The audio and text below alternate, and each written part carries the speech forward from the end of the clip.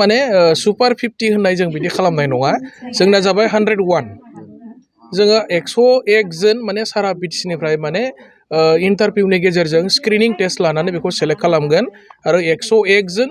जोंनि एसपिरेन्ट्सफोरखौ माने कचिं होनाय जागोन आरोखि सारनि बिथोन बायदियै सानफ्रोमबो जोंनि जायफोर स्टुडेन्टफोर दङ IIT NIT आरो MBBS आरो गुबुन गुबुन टेक्निकेल इडुकेसनाव गोजौ थाखोनि सोलोंथाइ लाबाय थानाय फरायसाफोरनो जोङो रांखान्थि अनसुंथाइ दायो रानगासिनो दङ खारना जाहैबाय हाग्रामा महिलारि सारा सोलोंथाइ बिथिङाव आथिखालाव जोबोद गोसो होनानै खामानि मावगासिनो दं रांनि आंखालनि थाखाय जोंनि लेखा गोरों गथ' गथायनि फरायनाया जाहाथे आद्रि जाया बयबो जाहाथे माने जिबनाव साक्सेस जानो हायो जोंनि BTC ओनसोलनिफ्राय फैगौ 5 बोसोरनि गेजेराव हाजार हाजार डक्टर इन्जिनियार बा माने गोजौ थाखोनि सोलोंथाइ लानाय बेबायदि गोबां मेरिटरियास स्टुडेन्टफ्रा जाहाथे साक्सेस जायो बिथांमोननि केरियार दानायाव जाहाथे जेबो हेंथा जाया बेनि थाखाय हाग्रामा महिलारि सारा आथिखालाव सारा BTC आवनो रांखान्थिनि जि अनसुंथाइ बेखौ दायो होगासिनो दं दिनै आङो नैबे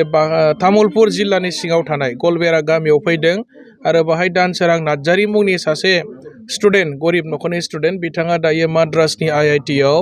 माने BTech इन्जिनियारिं खालामगासिनो दं आरोखि दा बिथांनि नखराव साख्रि बाख्रि गैया सोलिनो थाखाय खस्थ' जायो बिथांमोना मोनसे एप्लिकेसन दैथायहरदोंमोन जोंनिसिम जोङो हाग्रामा महिलारि सारजों सावरायलायनानै दिनैहाय 3 लाख रां दानसोरां नार्जारीनि बिमा बिफानि आखायाव जों गथायफैदों आरोखि माने कचिंनि थाखाय सावरायगासिनो दङ गभर्नमेन्ट हिसाबै जोङो फ्रि अफ कस्ट कचिं होनो हायो नामा बेनि मडेलिटिया दासिमबो फाइनाल जायाखै खिन्थु बेनि सायाव मोनसे सावरायनाय सोलिबाय थादों आरोखि कचिं होनायनि बेबस्था खालामनाय जागोन बेनि मडेलिटिखौ दाबो क्लियार खालामनाय जाथ'वाखै खिन्थु बेखौ एक्सपार्ट मानसिफोर लानानै सावरायलायनानै मा रोखोमनि होयोब्ला साबसिन जायो UPSC APSC नि माने कचिंनि थाखाय बे खोथाखौ सावरायबाय थादों जोंना माने सुपार 100 होनायनि खोथा गैया 101 जन माने जोङो जायफोर एसपायरेन्ट्सफोर स्टुडेन्टफोर बिथांमोनखौ लानानै कचिं होनायनि खोथा दायो सावरायनाय सोलिगासिनो दङ आरोखि मुङाथ' माने बेखौ जेबो फाइनाल खालामाखै दासिम मुंनि खोथाखौ रायलायथ'वाखै खिन्थु माने सुपार 50 होननाय जों बिदि खालामनाय नङा जोंना जाबाय 101